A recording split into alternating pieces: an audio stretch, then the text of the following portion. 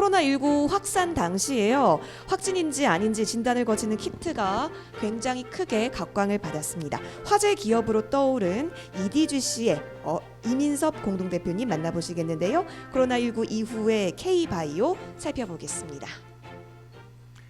네, 안녕하십니까, 이민섭입니다.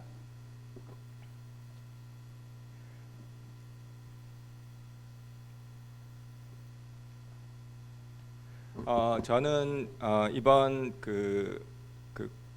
코로나 바이러스 사태와 지금 우리가 많이 얘기하고 있는 포스트 코로나 또 이런 새로운 사회적 변화와 어떤 기술적 변화에 대해서 바이오 어떤 기업과 바이오 테크놀로지 기술의 관점에서 보도록 하겠습니다. 작년 말 12월 달에 중국 우한에서 최초로 신종 폐렴 환자가 발견된 이후에 불과 한 2주 만에 1월 중순에 이 병원균의 전장 유전체가 게노미 시퀀싱이 됐습니다. 그래서 이게 발표됨으로써 사람들이 그 신종 폐렴의 원인이 코로나 바이러스의 변종인 그 코비드 19이라는 것을 알게 됐고, 그를 기반으로 바로 그 진단을 할 수 있는 그 진단 시약이 개발됐으며, 또 일부 업체에서는 이 바이러스에 대항할 수 있는 백신과 치료제 개발도 바로 유전체 분석에 의해서 할 수 있게 되었습니다. 그리고 이 바이러스 시퀀스를 보게 되면서 이 바이러스가 어떤 경로로 인간에게 감염되기 시작했고, 그리고 또 어떤 그 생물학적인 메커니즘에 의해서 인간에게 감염되는지 파악함으로써 근본적인 이 바이러스를 해결할 수 있는 많은 단서들을 이 게놈 분석, 유전체 시퀀스에 의해서 할 수 있게 되었습니다. 지금 이 바이러스의 상황을 보게 되면은 뭐 한 300만 명 정도의 환자가 나오게 되었고요. 지금 뭐 대한민국만 하더라도 지금 10,000명 정도의 환자와 한 200여 명의 그 사망자가 나오게 됐지만은, 사실은 이 많은 숫자에 못지않게 더 큰 문제를 일으키고 있는 것은 지금 전 세계 인구의 약 한 3분의 1 정도가 격리나 어떤 락다운을 당한 상태입니다. 그리고 한 200여 개 나라가 거의 고립된 상태가 됐고, 이번 사건은 그 어떤 감염 환자나 그 사망자의 숫자에 못지않게 지구 인류 역사상 가장 빠른 시간에 가장 많은 지역에 가장 많은 사람의 모든 어떤 경제적, 사회적 어떤 문제를 일으킨 사건으로 기록이 되고 있습니다. 이 바이러스의 가장 큰 문제는 앞에 연사분들도 말씀을 하셨겠지만은 결국은 이 전파력과 치사율입니다. 아까 공평하게 전파력과 치사율이 뭐 둘 다 높은 경우는 없다고 하지만은 이 코로나 바이러스가 위치하고 있는 그 전파력과 치사율이 굉장히 큰 사회적 문제로 발전할 수 있는 것입니다. 그래서 특히 이제 여기서 문제가 되는 것이 이 전파력이 대략 한 2에서 3 정도, 뭐 R-낫이라 그래갖고 한 명의 감염자가 한 3명 정도를 전파를 시키는 것으로 알려져 있습니다. 그래서 이 지금 모든 그 과학계나 이 학계에서 가장 관심을 끌고 있는 것은 이 전파력을 낮추면서 치사율을 낮추는 쪽으로 모든 그 역량을 기울이고 있는 것으로 보시면 되겠습니다. 특히 제가 이 전파력이 얼마나 중요하다는 것을 알 수 있는 이 그래프가 이겁니다. 보통 이제 저희가 지금 코로나 바이러스가 문제를 일으키기 시작한 지 3개월 정도가 됐는데요. 이 3개월을 기간으로 봤었을 때 전파력 R-낫이 3.0인 경우와 2.6, 1.9인 경우, 이 얘기는 결국은 한 사람의 감염자가 3명을 감염시킬 것이냐 2명을 감염시킬 것이냐의 문제에 따라서 3개월 후에 그러니까 보통 R이 1.9 정도에서 2명을 감염시킨다고 했을 때는 한 10,000명 정도의 감염자가 나오지만은 이에 비해서 R이 3.1 정도만 된다 그러면은 22만 7천 명을 감염시킨다고 합니다. 그 얘기는 결국은 이 감염 이 정도에 따라서 이 사건이 얼마나 크게 확장될 수 있는가를 직접 보는 거고요. 이게 가장 큰 문제 중에 하나가 빠른 속도로 감염이 일어나게 되면은 결국은 그 나라든지 그 지방에서 관리할 수 있는 어떤 헬스케어 시스템이 붕괴가 되기 시작합니다. 더 이상 환자를 핸들할 수 없는 상태가 되고, 모든 방역의 관점은 어떤 식으로든 이 커브를 넓게 펴서 그 헬스케어 시스템이 그 핸들을 할 수 있는 정도로 만드는 것이 가장 큰 그 문제라고 볼 수 있습니다.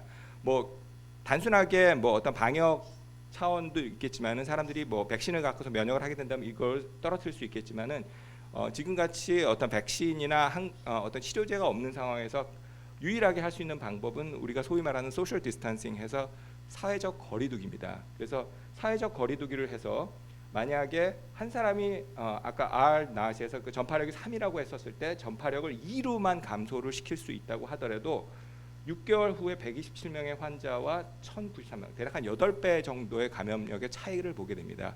그래서 모든 나라와 모든 사회가 결국은 사회적 거리두기를 강조하는 유일한 이유는 백신이 없는 상태에서 유일한 해결책은 소셜 디스턴싱을 통한 감염자 수를 줄이는 것만이 해결책으로 볼 수 있습니다.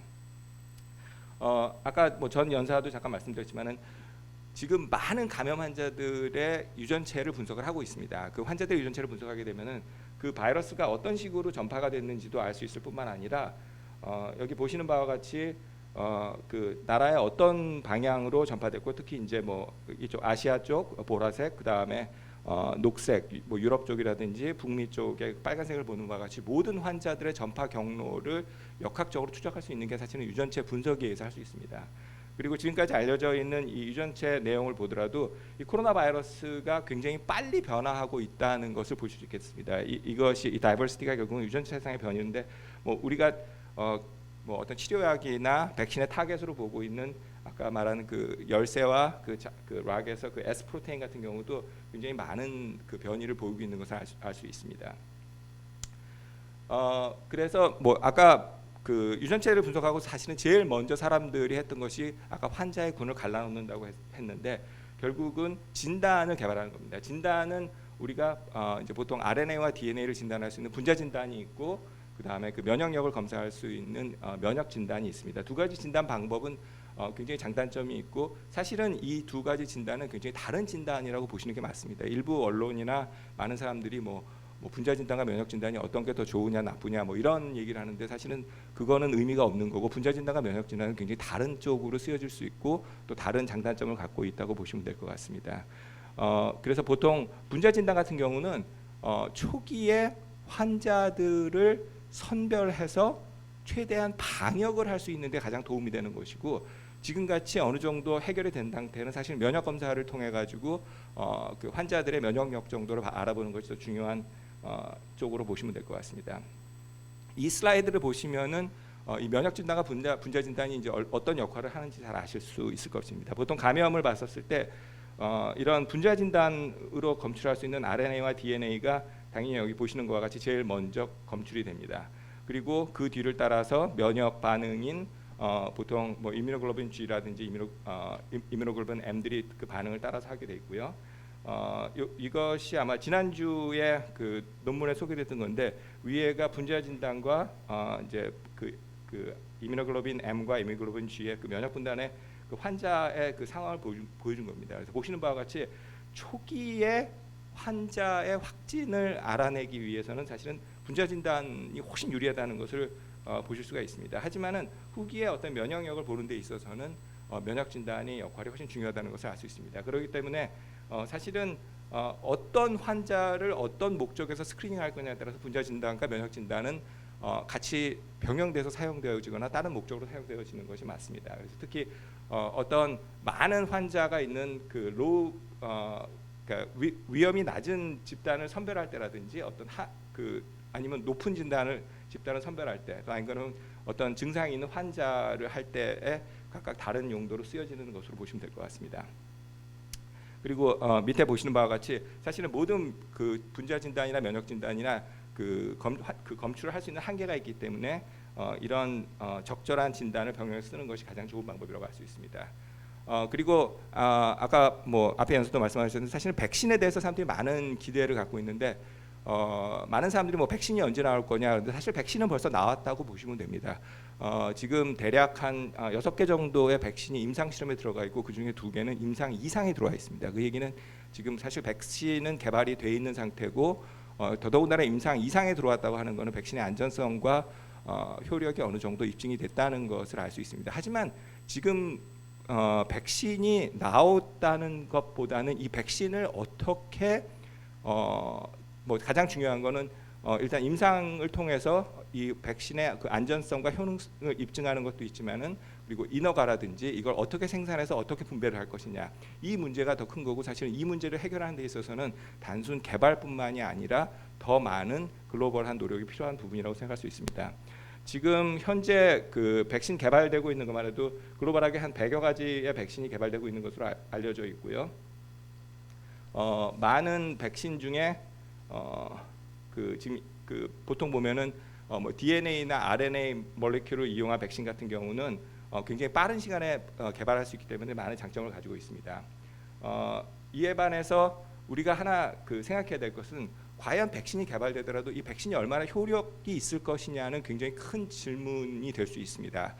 많은 사람들이 백신이 개발되면은 기존에 우리가 알고 있는 일부 백신, 우리가 뭐 어린 나이에 맞는 일부 백신 같이 뭐 내가 이 백신을 맞음으로써 이 질병에 평생 감염되지 않는다라고 보기보다는 이번 그 바이러스 코비드의 백신 같은 경우도 거의 독감 백신과 비슷할 것으로 예측이 되고 있습니다. 여기 보시는 바와 같이 독감 백신이 지난 10여 년간의 그 효력을 보게 되면은 해에 따라서 어떤 해는 한 10% 정도밖에는 효과를 보이지 못하고 있고, 대부분 평균적으로 낸다면 한 30%에서 40% 정도의 효과를 본다고 볼 수 있습니다. 이 얘기는 여기 쓴 것 같이 백신 자체가 어떤 개인을 프로텍션 하는 데는 한계가 있다는 것을 알아야만 합니다. 하지만 이런 효과를 갖다 하더라도 어떤 집단적인 감염을 막는 데 있어서는 굉장히 큰 역할을 할 수 있는 것으로 보시면 되겠습니다. 아까 제가 앞에 슬라이드에서 보여준 것 같이 33%의 접촉을 막음으로써 결국은 10배 정도의 환자의 감소 효과를 볼 수가 있습니다.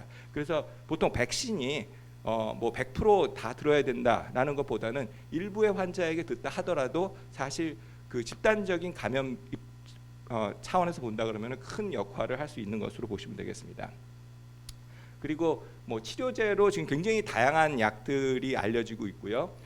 많은 약들이 지금은 리퍼포징이라고 그래가지고 약물 재창출이라는 약물로 알려져 있습니다. 아까 뭐 전 연사가 말씀드린 바와 같이 새로운 약을 개발한다는 것은 현실적으로 불가능하기 때문에 기존에 있는 약물들로 재창출을 지금 하고 있는 거고요. 가장 많이 알려진 것은 지금 뭐 람데시비어와 그 파비피에라라고 해가지고 그 바이러스의 복제를 막는 그런 약물, 그리고 또 그 하이드로클로로킨 같은 약물들이 많이 스타디가 되고 있습니다. 근데 아직까지 논란의 여지가 많이 있고, 일부 스타디에서 좀 효과를 보여주고 있는 면이 있지만 또 다른 스타디에서 그 많은 효과를 보여주지 못한다는 논란이 있기 때문에 아직까지 약물에 대해서는 조금 더 시간을 지켜봐야 할 것으로 보이게 됐습니다. 근데 이번 사건을 통해서 사람들이 굉장히 관심을 받는 것은 약물 재창출입니다. 많은 사람들이 신약을 개발하는데 뭐 많은 시간과 노력이 든다고 하지만은 약물 재창출이라고 하는 것은 굉장히 다양한 분야에서 쓰여지고 있습니다. 어떤 약의 어떤 딜리버리에서 그 약을 전달하는 방법이라든지, 약을 어떤 조합으로 섞을 것인가, 또는 그 약물의 농도라든지, 뭐 다양한 그 어떤 그 기존의 약물과는 다른 조합을 통해서 시간을 획기적으로 단축시킬 수 있고 어떤 그 신약 개발의 위험성을 낮출 수 있다는 장점이 있습니다.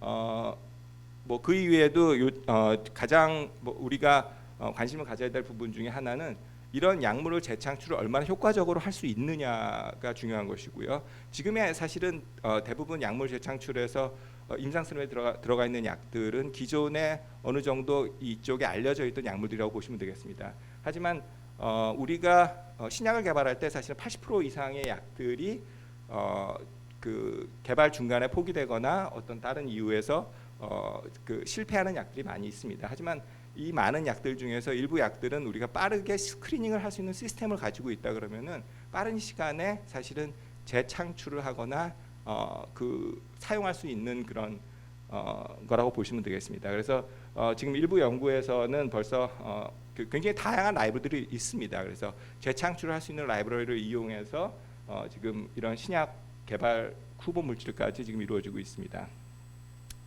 말씀드린 것 같이 이번 한국은 코로나 사태로 해서 굉장히 뭐 진단, 백신 개발, 치료에 있어서도 굉장히 많은 성과를 내고 있는 것이고, 특히 진단 같은 경우는 굉장히 적절한 시기에 아주 정확한 진단을 뭐 개발부터 승인까지 받아냄으로써 그리고 또 다양한 생산 시설이 확보됨으로써 대한민국뿐만 아니라 많은 나라에 큰 역할을 하고 있습니다.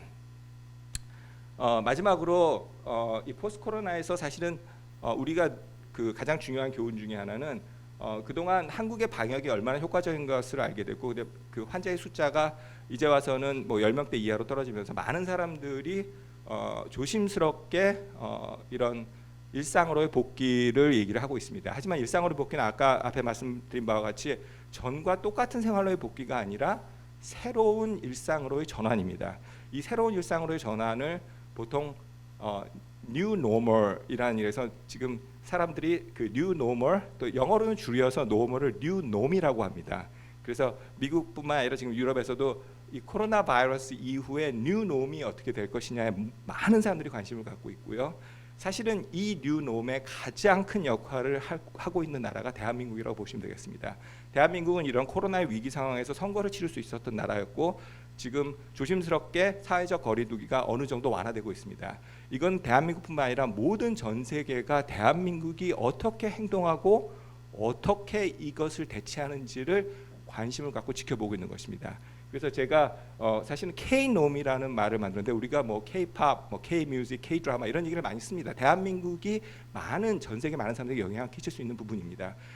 하지만 앞으로 많은 사람들이 관심 있는 게 과연 K-놈, 소위 말하는 한국이 코로나 바이러스 이후에 어떤 일상으로 돌아갈 것이며 어떤 대응을 할 것인가가 전 세계에서 가장 관심 있는 부분이라고 볼 수 있습니다.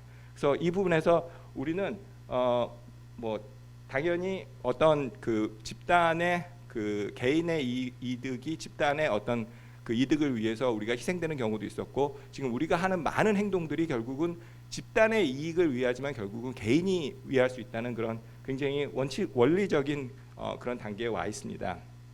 그래서 저희가 준비하는 이 일상에 의해서 대한민국뿐만 아니라 전 세계가 이 코로나 위기에서 극복될 수 있다고 봅니다. 마지막으로 이 감염과 바이러스에 대해서 사람들의 인식이 굉장히 중요하다고 생각합니다. 결코 바이러스는 인류에게 해만을 주는 게 아닙니다. 우리가 알고 있는 대부분의 바이러스는 우리에게 오히려 더 도움을 많이 주고 있고, 해를 줄 수 있는 병원균 바이러스는 전체 바이러스의 1% 미만도 안 되는 경우라고 보시면 할 수 있습니다. 그리고 많은 바이러스들이 어떤 진화의 목적에 의해서 결국은 아웃브레이크가 일어나는 것이고, 이 진화는 실제적으로 생태계나 환경에 유리할 쪽으로 작용을 합니다. 아마 일부 뉴스에서 보셨겠지만은 지금 코로나 바이러스에 의한 부작용과 못지않게 대한민국에서도 어떤 뭐 미세먼지나 황사가 줄어들었고, 글로벌하게 지금 굉장히 많은 문제들이 해결되고 있다는 얘기를 듣고 있습니다. 그래서 단지 이 감염이 우리 인류에게 부정적인 면만이 있는 것이 아니라 이 감염을 통해서 인류가 앞으로 겪어야 할지 모르는 더 큰 문제를 우리에게 알려주는 어떤 교훈을 주는 면이 있다는 것을 알아야 될 것 같습니다. 최근에 대한민국에서는 봉준호 감독의 기생충이라는 영화가 굉장히 인기를 끌고 많은 사람들의 관심을 갖고 있었는데, 봉준호 감독이 한 얘기가 결국은 기생을 넘어 상상과 공생을 열어가는 것이 가장 중요한 것이다. 하지만 이 가장 중요한 것은 인간에 대한 예의. 지금 우리가 하는 모든 K놈이라고 하는 우리의 행동이 결국은 서로 간의 인간에 대한 예의를 배우는 과정이 아닐까 생각을 합니다. 그래서 우리는 단순하게 바이러스와의 전쟁을 벌인다든지 뭐 바이러스를 극복한다라는 개념보다는 우리 K놈을 통해서 우리가 바이러스와 어떻게 상생하고 공생할 수 있을지가 가장 중요하다고 생각합니다. 감사합니다. 네, 대표님 감사합니다. 역시나 또 충실된 강의 내용을 잘 들어주신 덕분인지 질문이 있었는데요. 함께 소개해드리도록 할게요. 국내 업체가 제조한 진단 키트 혹은 시약들이 전 세계에서 요청을 받고 있습니다. 이 같은 경쟁력의 배경은 무엇이라고 보시는지요? 또 향후 코로나 종식 이후 국내 진단 산업이 나아가야 할 방향에 대한 의견 듣고 싶습니다. 라고 남겨주셨습니다. 이번 코로나 바이러스 사태에 사실은 굉장히 시기적으로 저희에게 대한민국에 유리한 부분도 많이 있었습니다. 하지만 이런 위기에 좋은 기회를 갖게 되는 것은 그만큼 많은 준비가 돼 있었기 때문이고 많은 역량이 있었기 때문이라고 생각을 합니다. 더더군다나 이번 코로나 바이러스 사태 같은 경우는 지금 한국의 문제를 넘어서 글로벌하게 가장 큰 이슈가 되는 상황이었었고, 저희가 그만큼 준비가 많이 되어 있었기 때문에 그에 대한 적절한 대응을 했다고 보고 있습니다. 그리고 이런 진단 산업뿐만 아니라 모든 바이오 쪽의 산업들이 이번 기회로 굉장히 어떤 해외에 대한 인지도라든지 기술에 대한 준비가 더 많이 되어지고 있습니다. 그래서 앞으로 진단뿐만 아니라 치료제 백신 분야에서도 대한민국 기업들이나 대한민국의 어떤 과학 기술이 세계적으로 큰 역할을 할 것으로 기대하고 있습니다. 네, 알겠습니다. 우리 모두 그렇게 기대를 해보도록 하겠습니다. EDGC의 이민석 공동대표님 함께하셨습니다. 감사합니다.